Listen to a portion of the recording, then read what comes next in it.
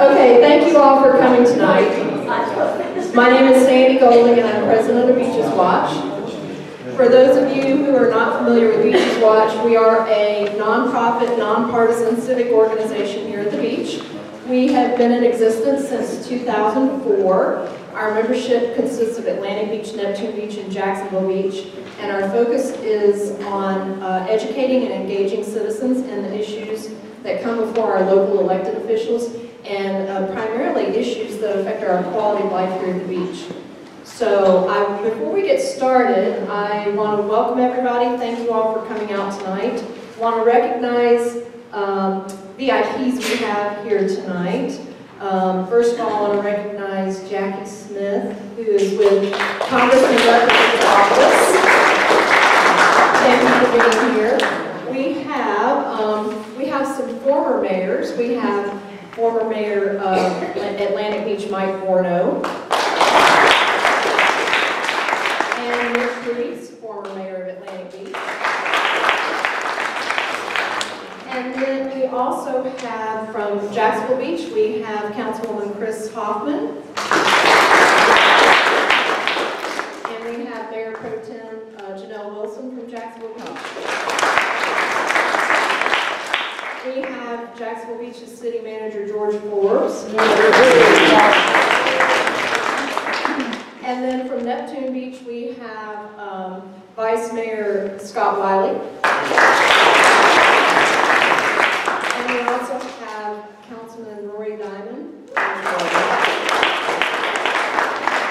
And then we also have Andy Hyatt, who is the Neptune Beach City Manager. And who am I missing? City Councilman Al Ferraro, Jacksonville City. Oh, I'm sorry, yeah. Jacksonville City Councilman Al Ferraro. Thank you for coming out tonight. Okay.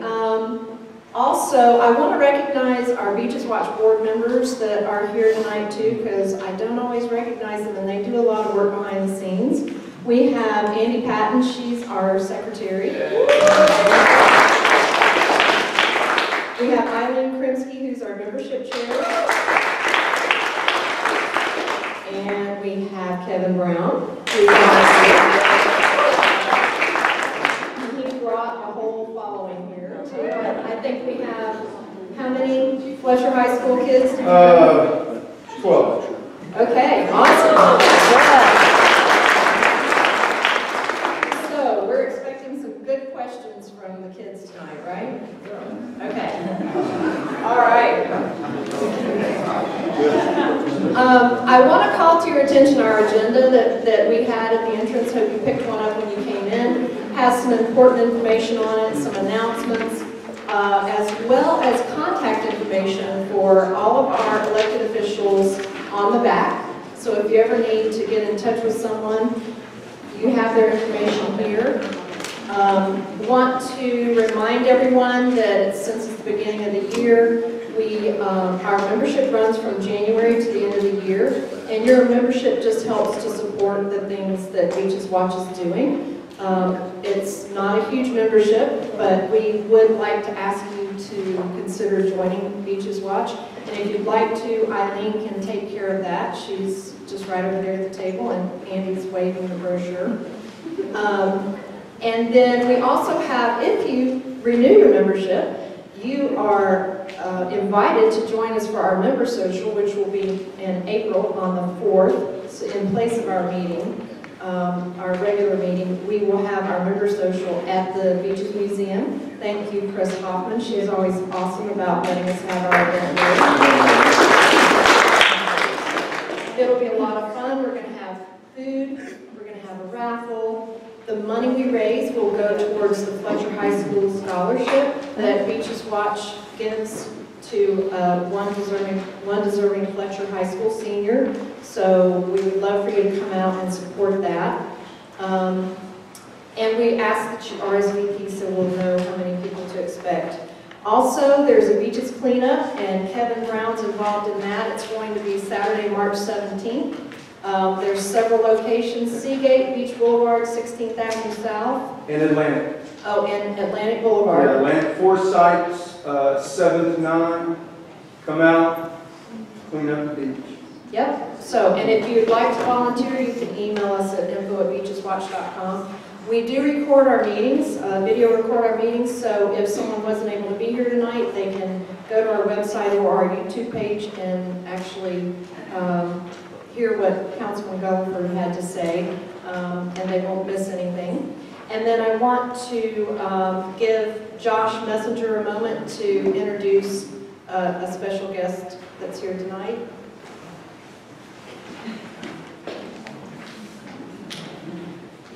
Thank you. Unfortunately, he's not here yet, but Jamie, he's driving from downtown. Jacksonville's public library system has a new director. He comes from Oklahoma City. His name is Tim Rogers. He'll be here shortly, and if you care about the library, it'd be a great gentleman to meet and welcome him not only to Jacksonville, but to our beaches. Second, our annual book sale's coming up, April 18th through the 21st.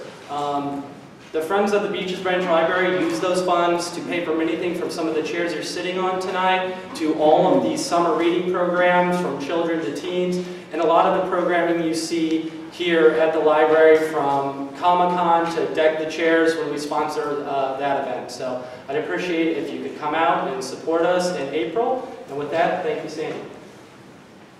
Yes, thank you very much to the library and to the Friends of the Beaches Branch Library for all that they do, because this room is so much better than it was several years ago. It's a great venue for us to have our meetings, and we appreciate the fact that the library has this available to community groups like ours. So thank you so much, Teresa. We appreciate it. And then I also want to just give you guys a little preview. We are going to, our May meeting, which is May 2nd, we are going to have a legislative session recap.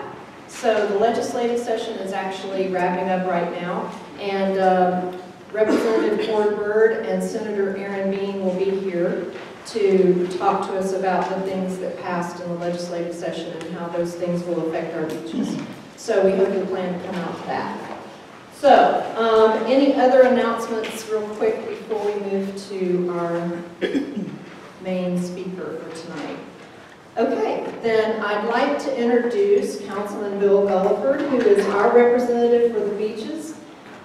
He is here tonight to give us an update, and what we're going to do is give him an opportunity to do his song and dance, and then afterwards we will open up.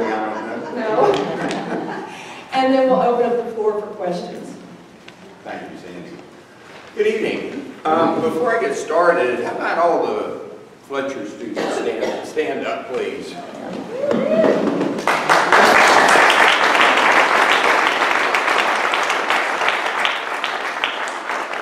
How many of you have been involved in planning COs?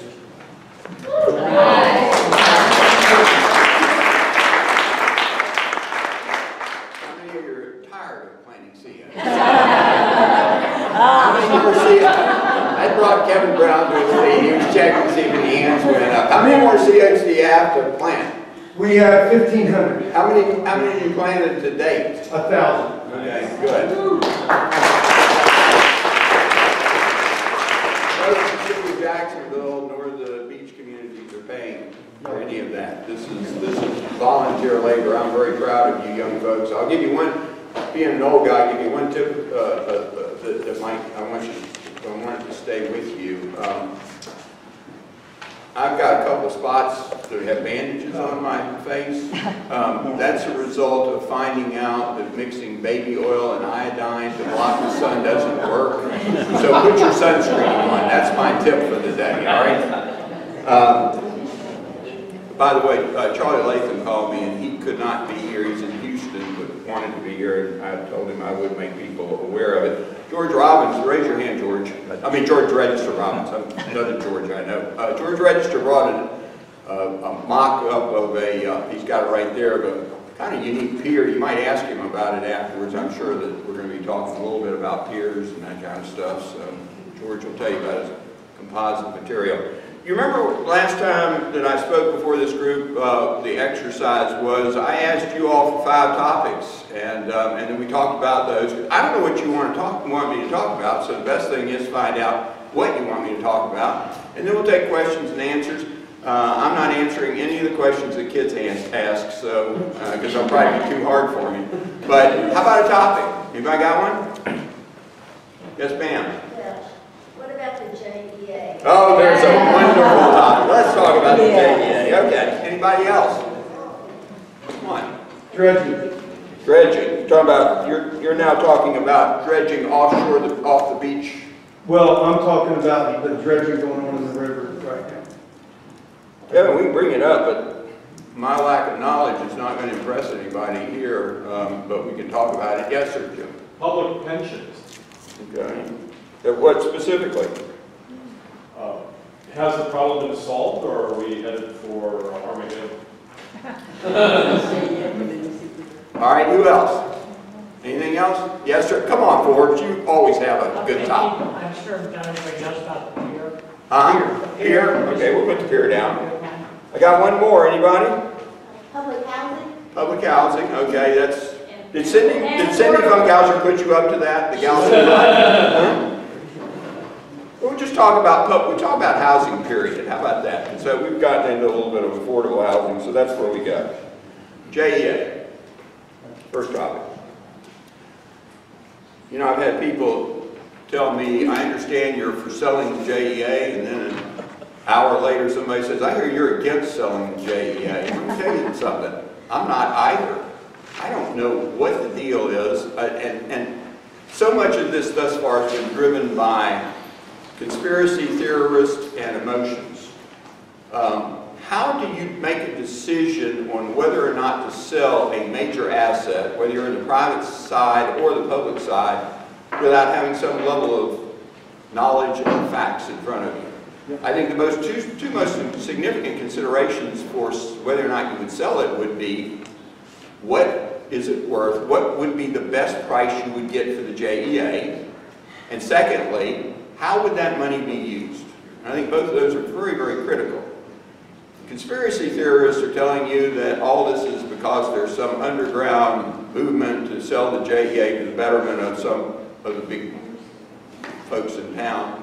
Actually, I do believe, in fact, Tom that way and others looked at the trend right now, which is very strong for utilities. They recognize that, I don't know if any of you are aware, but TECO down in Tampa just sold for $11 billion. Now, granted, there was a gas operation that went along with that. It's a bigger utility than, as far as the customers, than JEA. But it piqued people's interest or curiosity is what's JEA really worth? If somebody came to me and said, I'm going to give you $2 billion for the JEA, I'd probably yawn and say, no, I'm not really all that interested. If somebody comes to me and says, I'm going to give you $6 billion, well, now we've probably got something to talk about. But until you get to the stage where you're actually taking real bids, real commitments from somebody that says, I'm going to pay you X, then all of this is purely speculative. I mean, I don't know how you address it any other way. And in order to get to the point where you would take bids on the JEA, you are talking about an incredibly complex process. The first thing you would have to do would be to set the level of expectations, the minimum expectations that the community and the city government has for selling the JEA. For instance, what would be the least amount of money you would be willing to take selling it? What kind of other conditions would be set for it? Would the water and sewer stay out of the deal, which I think it probably would? Would you want to freeze rates, which would in turn, for some period of time, which in turn would drive down the price somebody would be willing to pay you for it? There's so many variables there. And then the most important one is, how do you use the money? Because the idea of just sticking that money over in a pool and saying we're going to save it, I'm not comfortable with that, because 10 boats can spend that money just like that. So that's another big issue. So I don't know, anybody has any other questions? That's my position. And frankly, I think as complicated as it is, I've got 16 more months on the council. I don't think my council would ever end up voting on that. I think if it ever got voted on, it would be a future council that would vote on it, because it's just that difficult. Yes, sir. Bill, when the hurricane came last year, there was some discussion, I think, about comparing JEAs performance level compared to other utilities like FP&L. Is that part of the process that's into consideration as well? I think it could be part of, you know, whatever the process is, I think it's yet to be determined, and that has to be determined by the local government. If they want to put it to a referendum after all this is done, my problem with the idea of a referendum is, here's the difficulty is, okay, I get a good faith price from a utility, and I say, I'm really interested in that, and I'm ready to commit. But in order to put out get it to a referendum, it might take 18 months, 24 months. Do you think that that utility that's the high bidder is going to be comfortable with JEA operating it for 24 months until somebody decides whether or not that it's going to get sold to them? You know, the fear would be that the utility would deteriorate because employees would be leaving, all kinds of scenarios, bad scenarios. So I can't really answer that question because this is all so doggone speculative. Anyone else on the JEA before we move along? Yes, ma'am. Cindy Funkhauser.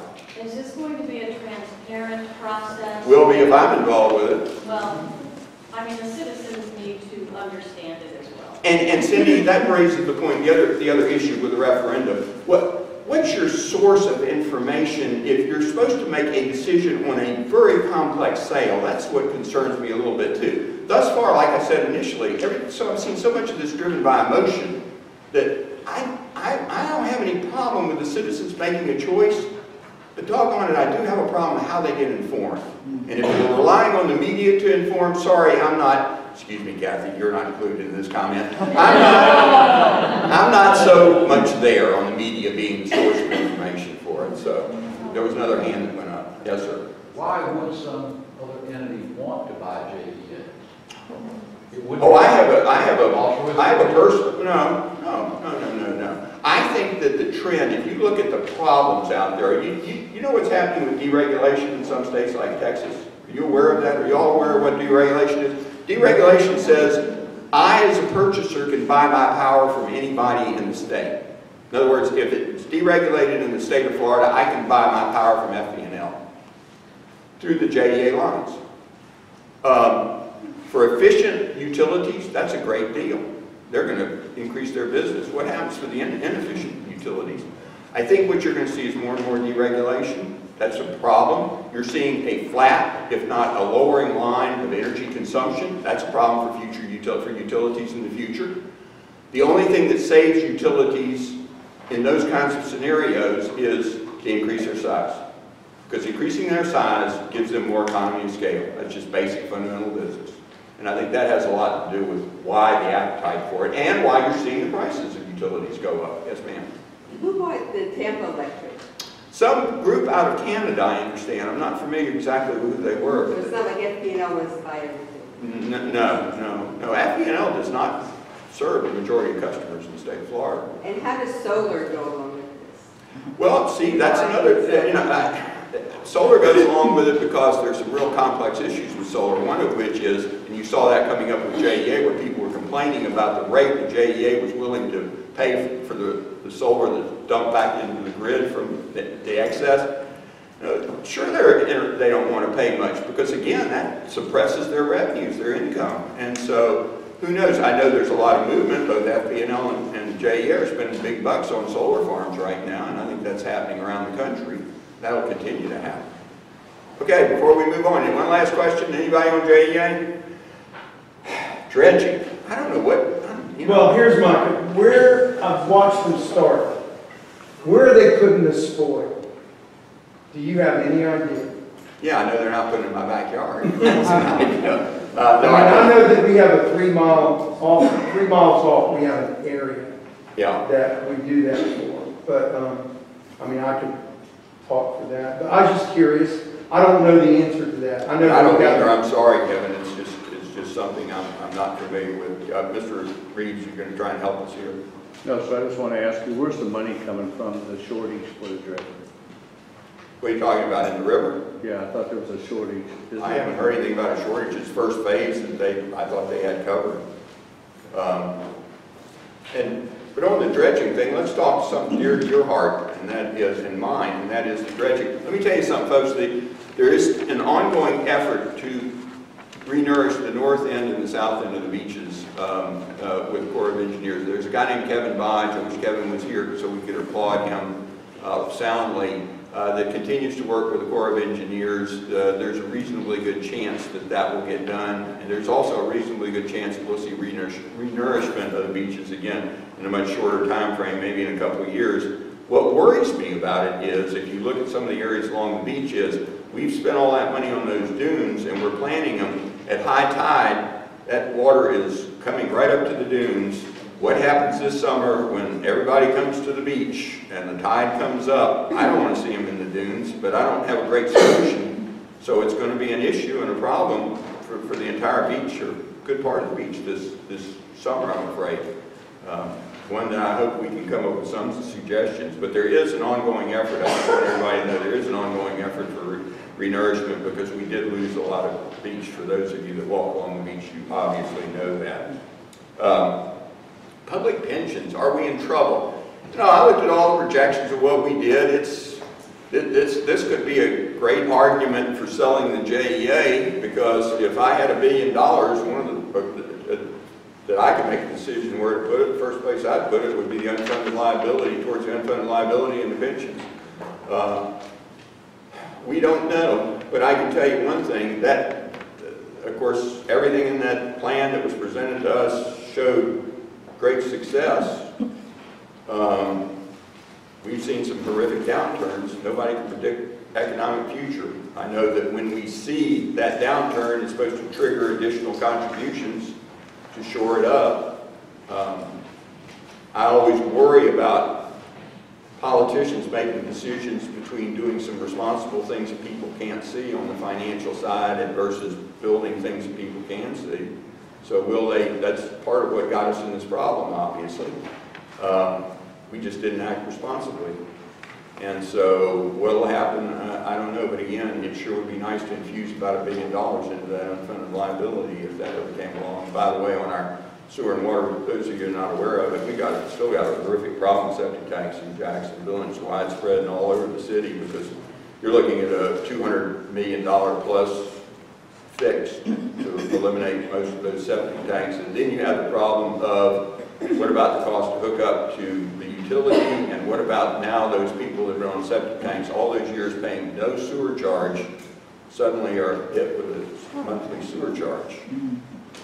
That's not helping to motivate them to, where we run sewer lines, that's not helping to motivate them to hook up to those sewer lines, especially in the more depressed neighborhoods that are really, a lot of them in need of the replacing those septic tanks. The pier, well, it's open. Boy, George say it, halfway it's open, right? Huh? Thank you. Yeah, we are, they're continuing, RS&H is continuing with their design work for the last half of the pier. They don't want to see, the focus and the time is being spent on it is a sincere desire not to see it do what it did this last time. I frankly think you're going to see a pier that's going to be somewhat elevated, that last half of it, to get it up above storm surge some, to protect it a little bit better. I've seen that trend in other areas. I think that we underutilize the pier. When it gets fully back engaged, I hope that we'll do more things on the pier. I could, from dances to maybe more kids' activities, because it's a great asset for the community. And very generous, Jacksonville Beach has offered to improve the entrance to the pier, which looks like, sort of looks like the entrance to Rayford presently. But so he's, you know George, he's a benevolent sort, isn't he? But that's the story on the pier. Public housing. You know, we have a crisis in the city and crisis throughout the country on the whole idea, on the whole issue of housing, and Cindy's very well aware of that. We're seeing in the most recent HUD report, we're seeing that two things that stand out that are scary statistics for me. One of which is that median rents have climbed almost to $1,000 a month now. Now, for working class folks, that's pretty difficult. Second thing is the percentage of household income going towards housing, which is going over 40% in this area. Back in the day, when I was young and foolish, the rule of thumb was no more than 25% of your household income goes to housing. I've started an affordable housing committee. What my hope is that we will be able to create a affordable housing coalition. I would submit to you that we are going to have to think out of the box. I hate that phrase, but I'll use it anyway. That we've got to do some things. We're going to have to change zoning codes, I believe. We're going to have to change the way we approach. We've got a huge target out there that's growing every day, single women with children that might be working less than high-paying jobs. What do we provide for housing for them? See, the Habijacks, for instance, in town, their average house price is about $140,000. Now, if Habijacks doesn't charge the homeowner interest, they offset the interest with sweat equity that the homeowner does before they get the house. Then you amortize that out over 30 years, and $140,000 is manageable. You take that $140,000 and do it with conventional financing, folks, it doesn't work.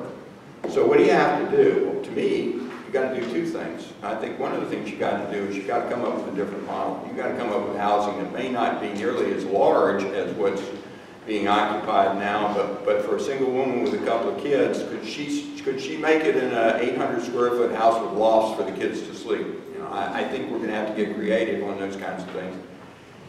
And then on the financing side, you're talking about people being financed that really don't have any experience with conventional mortgages or home ownership, et cetera, and they can get themselves in trouble real fast. For instance, they don't maintain their property well, or they get out 10 years and the air conditioner goes out. So there's a lot of education that goes along with it, and more importantly, I think there's going to have to be a vehicle to fund that first 5 years or so before you roll the successful ones over into some kind of mortgage. I think that, and here's the other side to it, and this is somewhat selfish because I saw it in Atlantic Beach many years ago when I was the mayor.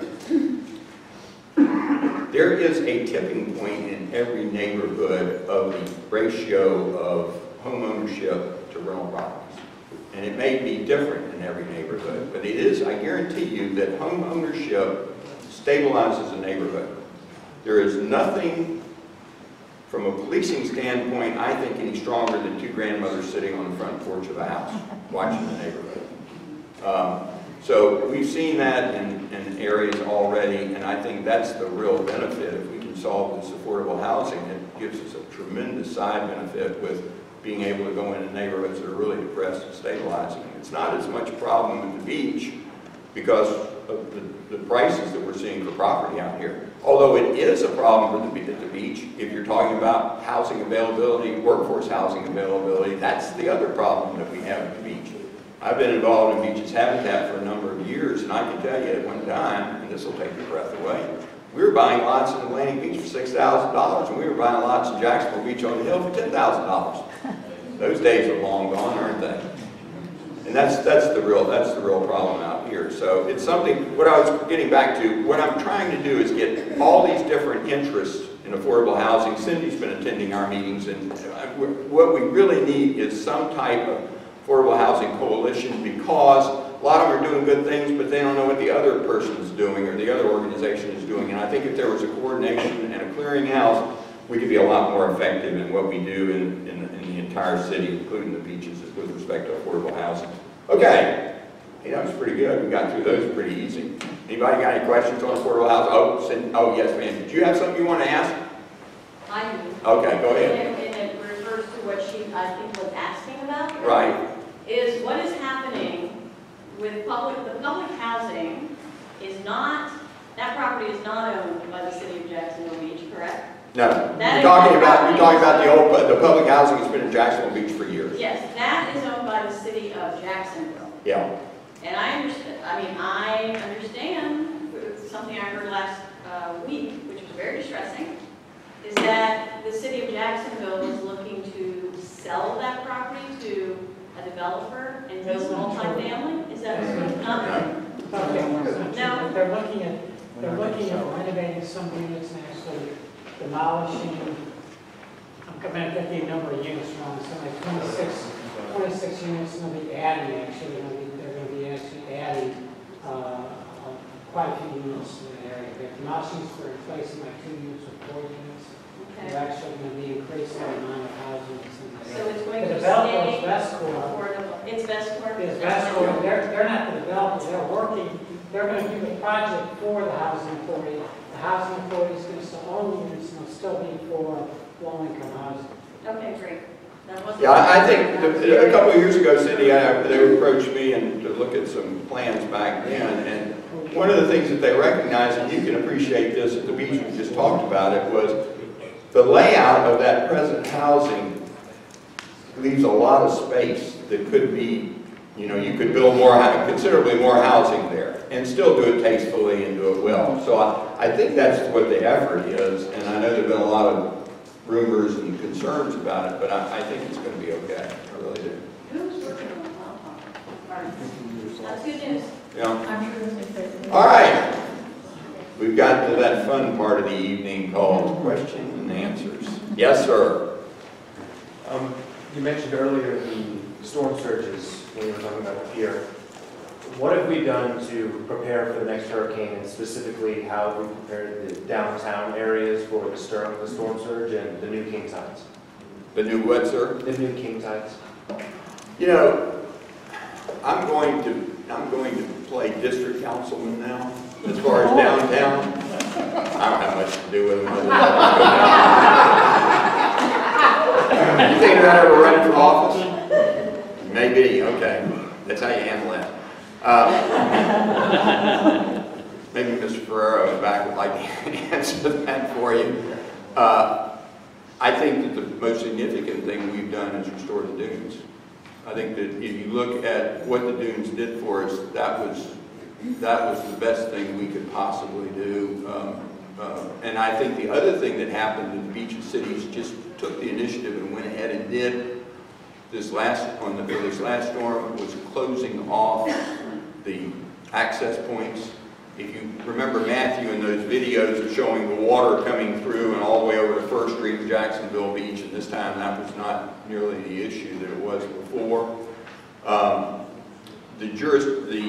We certainly help the beaches. The beach is, we mean the city of Jacksonville, the beach is a asset for the county, the entire county.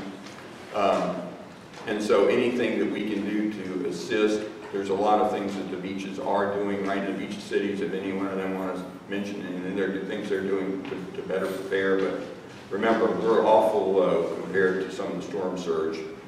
There's only so much that you can do to protect it. Just look what's happening in the Northeast right now from just nor'easters and not even storms.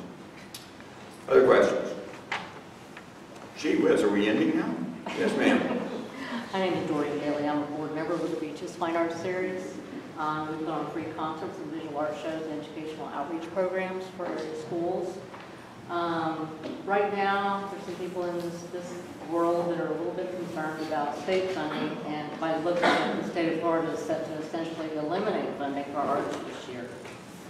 The City of Jacksonville's funding, and you know this, but for the benefit of the audience, City of Jacksonville's funding for the arts is allocated when awarded by the Cultural Council on a competitive basis to such area cultural organizations as the Beaches Fine Arts Series, the Beaches Historical Museum and Park, and Players by the Sea.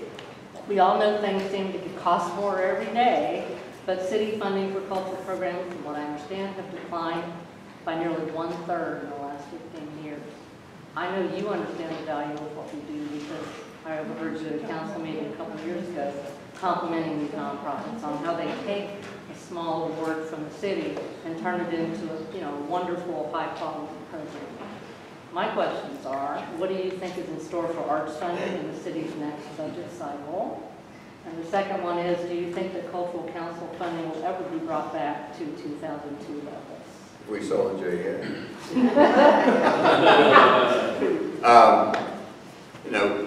I haven't, every year that I've been on the council, except this year and the year I was council president, I've been on the finance committee, and finance chair 1 year.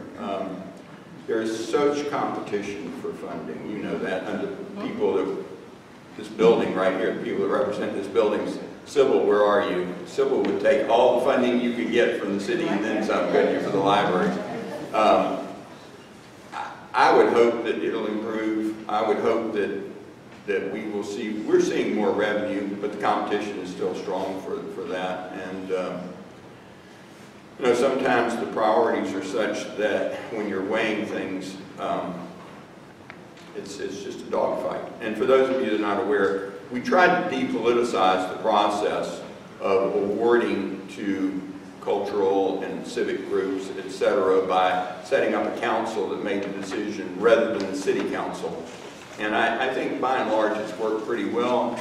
Sometimes council members get a little bit anxious and try to intercede and get involved, but by and large, both that and the public service grants for nonprofits that are working in the areas of social services, etc. But they are underfunded, and I'd love to say that if I threw that $1 million in the middle of the floor, I'd have a cat fight between Cindy and yourself and a few others in the room. You know, that's the difficulty. Where do you? Because this town. I was kidding somebody. I said, you know how you could sell the JEA or sell the program of selling the JEA in this town? It's very simple. Just tell them we sell the JEA, we'll give them a big tax cut. Everybody here likes tax cuts, you know. But when you cut taxes, well, what's the impact of that? And it's exactly what you're saying here. That's the difficulty. We actually raised taxes several years back in the last administration because we were just so underwater, and still, even with that was 14%. Even with that, we still couldn't catch up with what we had lost and how much of a decline we'd seen. So keep beating. The only thing I can say to you is just keep beating the drum. That's, as my mama said, the squeaking wheel gets the grease. Sybil. To follow up on what you said, I saw the movie or clip that the city put together trying to get Amazon headquarters here, which I know that's a dead issue. But my point is that I was a little disappointed in the sell because it mentioned the sports, and it mentioned the beach, and it mentioned the some of the technology. Not one word about our arts and our theaters, not one word about our libraries, and I don't know who did it, and it didn't matter. I mean, it didn't sell Amazon anyway, but the mindset, I guess, is what concerns me. Well, tell them about the banner that's hanging on the library, because some people may not, the downtown library, some people may not be aware of that.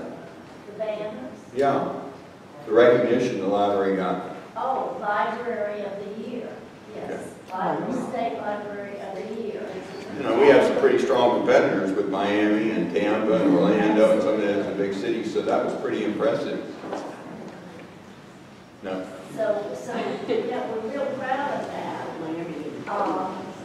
And we may do with more, with less money, we did more projects. And sometimes there's a downside of that, because if you can do more with less, you can say, well, do a little more with a little less. But I think that somehow the city needs to be more aware of the culture and the arts, because we've got it. We just need to get it out there. The best thing that any entity receiving money from the city can achieve is a dedicated source of revenue that funds that. That's where I think some jurisdictions around the state have figured that out better than the city of Jacksonville. I'll give you a case in point, and I can't remember all the particulars. Cindy may know this. Miami collects a restaurant tax, and it's high-end. It's not, you don't collect it at McDonald's. It's over a certain number of chairs, and there may be something about over a certain price of fare or whatever. But anyway, and that is dedicated solely to their homeless problem. It's an example of something that they've done.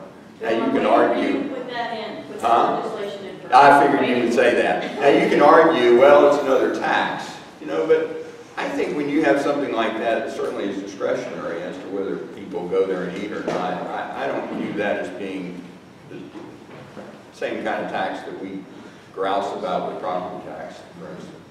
So I think maybe we need to be a little more imaginative in some of our funding sources. But I'm going to leave that in the good hands of the next council. Yes, ma'am. Do we, that might be also the bed tax. Yeah. Do we have a bed tax at all? What are we doing with our bed tax money? A lot of it goes to sports and entertainment. However, I can tell you, Lori Boyer got in there and has really been working on better use of that money. And Lori has done a really good job. I haven't seen the specifics, but I know her and I know that she's a pretty tough taskmaster, so I think you're going to see that change somewhat. A lot of cities do use that money for libraries and for homeless projects and that sort of thing. Yeah. All right, come on. Mr. Borno, former mayor. Following up on bed tax, Bill, we all know how it's raised off of rooms in the hotels. Right. So would you explain how it's distributed and then what the restrictions are on its disbursement? Well, the state sets limitations on how you can spend it, but I think that when you look at those definitions, there's a certain amount of latitude there. I've seen, didn't we, in Atlantic Beach, didn't we use that bed tax money for a tide clock or something, or was it the sculpture of the kid riding a nut? It wasn't used on the sculpture. Wasn't under my administration. Yeah, it's probably your administration. So when you go around the state, you see a lot of discretion. You know, it's supposed to benefit your the idea is it's supposed to really kind of benefit your tourism efforts. Boy, that, like I said, you go around the state, you see lots of different interpretations of that. And it's distributed, I don't remember, George, is it distributed on population, you recall, on bed taxes? Well, it's distributed by non-bed taxes you actually collect in your community. About half of our bed taxes go to the city of Jacksonville. Right. That help pay for Jacksonville's facilities, and half we get to keep ourselves. Is it half? It's about half. Okay. And then actually we have more flexibility in beaches how to spend that money than other places in the state, because we have a separate state statute for consolidated counties that allows us to spend that money for recreation facilities. I think I'm just guessing, most of the facilities spend a lot of money for recreation facilities. Which is certainly a good use for it. Yeah, we use part of it's not renovated golf course, so it's great tourism and everything else. There is nothing in the statute, I want to make very clear, that allows us to spend this for homeless activities. Oh, Cindy, you're out of there. Oh, man. Don't worry, we can get that changed. Yes, sir. In response to the recent school shooting in South Florida, has the council had the discussion to potential ways we can ensure the safety of our teachers and students, or whether to how we can at least ensure that the teachers and students feel safe within the school? No, there hasn't been a discussion on the council. I think that's probably under the purview of the school board. And I've spoken to Scott Shine about that, and I think certainly we'd be inclined to help however we can, but I think it's really within their jurisdiction. And it's a very complex issue, as you well know. I mean, I'm just, having grown up when I did, I'm just, nobody could even conceive of anything like that in my generation, that anything such as that would happen in a school. Schools were safe places, always safe places. And but we'll help however the direction goes. I don't know whether arming coaches like Brown is the answer. I don't even think he can shoot straight, so I don't know. You know, I've seen some of those COCs playing that line sort of goes like this. Huh? Yes, sir, Mike. I attended a presentation last night by Commander Smith of the Jacksonville Beach Police Department related to terrorism and its relationship to soft targets. And it's nothing but more than awareness. And they're readily available on request And if everybody would think about that, no matter what group you're in, high school, churches, schools, whatever, while you're trying to work out a procedure, you ought to invite those people to come and speak to your group and learn to get your head out of the sand and pay attention on what's around you, instead of saying, oh, isn't that a shame, we talk about it for 6 months and nothing happens. Yeah, I think that's very good advice. Yes, sir. So, I think recently I heard you speak about the opioid crisis. And, huge problem. Yeah, and so today on the radio I heard that the numbers for 2017 are greatly increasing, not only here but across the United States, to the point of 130 people a day rather than 107, 109. And we're losing a whole generation of people. We haven't seen the final numbers yet for 2017. 2016 was 474 deaths, which was about 4 times the homicide rate in Jacksonville. But here's the sad thing, or the scary thing. That's not the real number. Hospitals are not doing toxicology reports on people that are deceased, and even the doctors will tell you that they're being misdiagnosed as far as cause of death. There are a number of them that are dying from overdose death, or as a cause of overdose. Sad part about this is, and you may have seen, we just filed suit against some of the large pharmaceuticals about over that. Over 80% of these start off as prescription drugs. I took great exception, wrote a letter to the editor, this guy that wrote the letter about personal responsibility. This is not a personal responsibility issue. These people don't want to go out there and get hooked on drugs. I sat there for an hour and listened to a man that I've done business with for years telling me the story of how his 29-year-old son found him dead after the kid fought with, for years, trying to get past that. And how did it get started? He was into this BMX bike racing, and he was in an accident, a pretty bad accident, and he was prescribed opioids and overprescribed opioids, and that's what got him started. We're seeing, if you look at what goes on as far as first responders, where they're responding to these calls, it's all over town. It's not just in the areas that you might say, well, that's where the drug problem is. There are a lot of red dots on that map that I've seen in Atlantic Beach, Neptune Beach, Jacksonville Beach, other parts of, more affluent parts of the city. And so it's a very, very serious problem. And one that's still, I don't think, come to the forefront as much as it needs to. We have a pilot program going on with, thanks to Al Furrow and other members on the council, they approved this $1,400,000 project that we're running at St. Vincent's, both the Riverside campus and South campus. Thus far, the results have been very good, but more importantly, what we've done is we've learned a lot more about treating overdoses. See, here's what we're doing, folks. This is the epitome of stupidity. We respond to an overdose call. Fire and rescue pick them up. They take them to the hospital, emergency room. They stabilize them with Narcan. They turn them out on the street. They're still recovering from withdrawal. They're still feeling the craving. They're still going through this horrific withdrawal. Guess what they're going to do next? They're going to go find relief. We had one woman that was in Memorial emergency room 4 times in one day, overdosed. And so repeating that over and over again is just crazy. And that's what they're doing all around the country. And then ultimately, time runs out, they don't get them in time, and they're dead. In 1 week, we had a medical student, the daughter of a prominent doctor, and 2 pregnant women included with the others that died of an overdose. And it's really scary. Yes, ma'am? Well, have we discussed maybe putting restrictions or regulations in the hospital to try to combat this opioid issue? Well, you may know that, or may have seen that the Senate and the House in Florida are trying to put a restriction, or are putting a restriction on the length of prescription for opioids. I think that's a knee jerk. I think it's not going to solve the problem.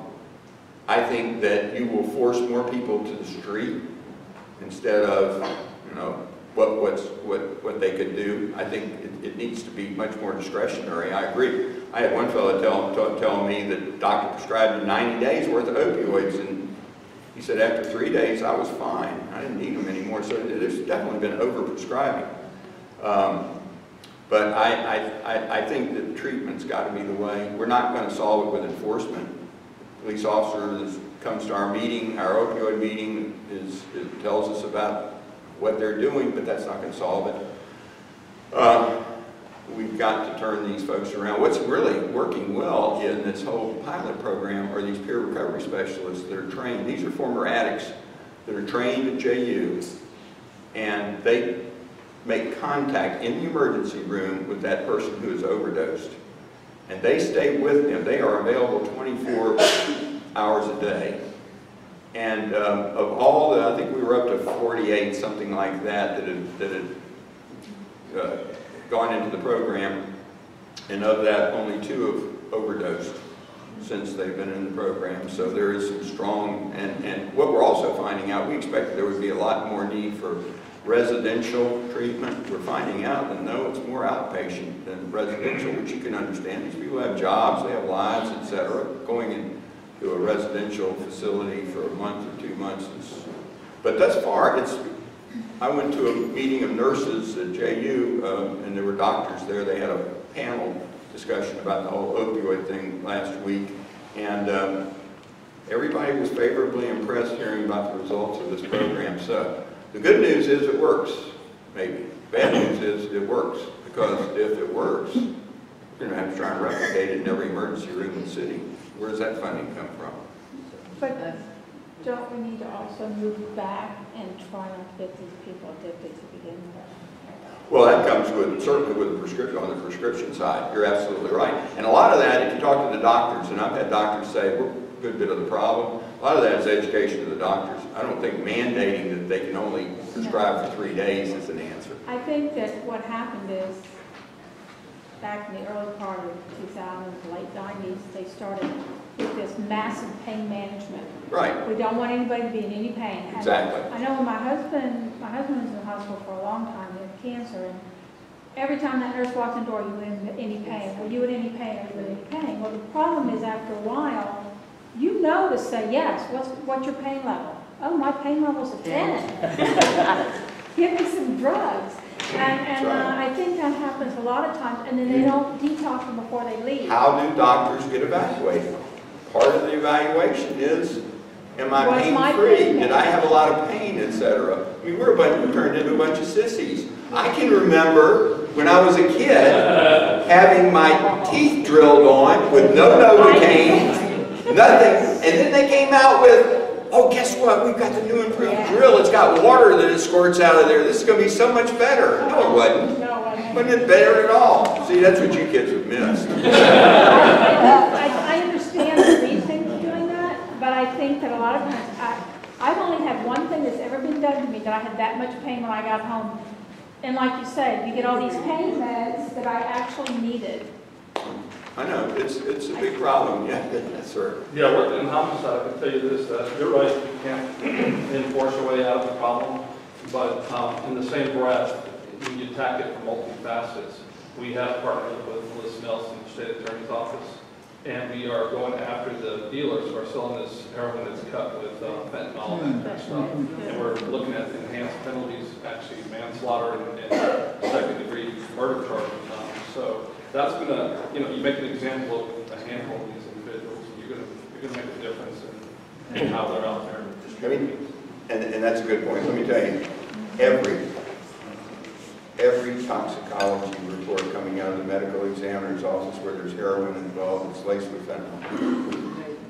Some of the analogs like carfentanil and others are just beyond comprehension of how effective they are at taking people down, how quickly it happens. I listened to a 911 call where the gal had a needle in her arm and she went comatose and the needle was still in her arm. It was that quick. Boom. And for those young people, I asked my granddaughter, who's in high school, one of my granddaughters, I said, what's the drug of choice at your school? And don't play, oh grandfather, there's nothing in our school. She said Xanax Xanax and alcohol. I said, let me let you know a little secret. We're finding Xanax, now counterfeit Xanax that's laced with fentanyl. You take fentanyl one time, folks.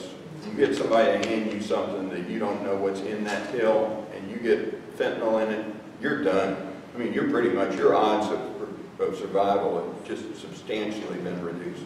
It is some scary stuff. I'm scared to death for my grandkids on that. So that's that synthetic fentanyl coming out of China. Is what it's coming out of China. It's coming out of Mexico. In fact, you can go online, and that's where the Postal Service. This is another big issue. Supposedly, they developed some kind of technology that can identify it without opening the box and run it through, which would be great. You can go online and you can buy fentanyl out of China and have it mailed to you in the $30 to $40 range. It's very, very cheap and very accessible. So, yeah, and I'll say one last thing to young people. I made it through this far without any drugs, and look at me. Yes, ma'am. In line with drugs that we're talking about, since the last time you were here, I think we have legalized medical marijuana. Oh, I'm not going there. No, because Sandy's giving me the signal at the right moment. A friend of mine was just here from Colorado, and she has this tincture stuff, and they know exactly where it's being produced, and they have, you know, she takes that for pain, because she's got arthritis and things, and it just may be something that will take away the need for... Yeah, it could be. The doctors tell me that they are looking at other alternatives, and they seem to be viable, so that would be a good thing. So anyway, well, thank you all for your attention. Let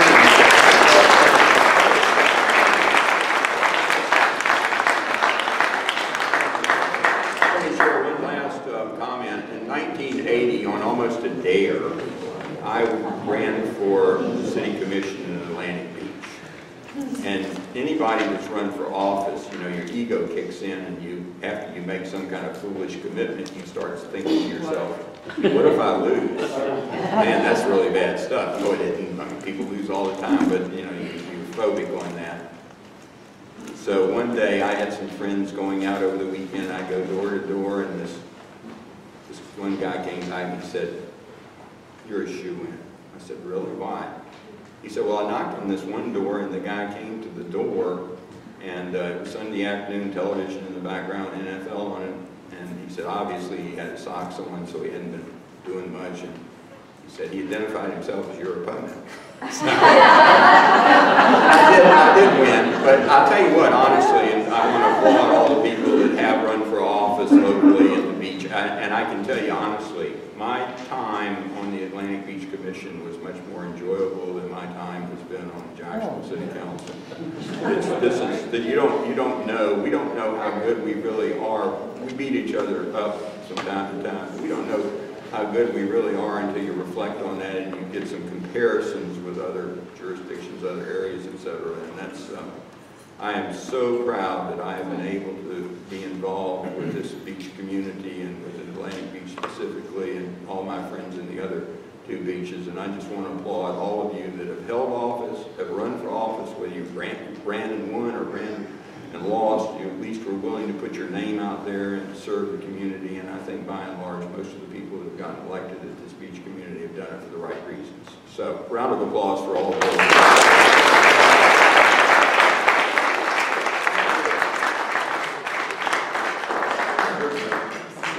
I'm sorry. So, thank you, Bill. We want to thank you for your service because you've done so much for the beaches, and we only have you a little while longer, so we look forward to the rest of the things that you finish up before you leave. So, just a quick reminder, our next April 4th is our member social. We hope that you guys will join us. It's a lot of fun, and it's an opportunity to do something fun, not talk about issues, just have some fun. Music, raffle prizes, some food. So come out and join us. Help us raise some money for the Fletcher High School scholarship. And then May 2nd will be the legislative session recap with Representative Byrd and Senator Bean. So that should be really good as well. Yes. I just wanted to make a quick announcement that as you're leaving, you're going to see the next Beaches Museum and History Park, partially funded by the Cultural Council of Greater Jacksonville. Our exhibit, thank you Teresa and the staff and volunteers here at the library for this awesome hanging system, but the exhibit is on the history of Mayport Village, another area that's close to the heart of Councilman Gulliford. So stop on your way out, learn a little something about Mayport Village. Yeah, can I say one thing? For those of you, this is a quick announcement.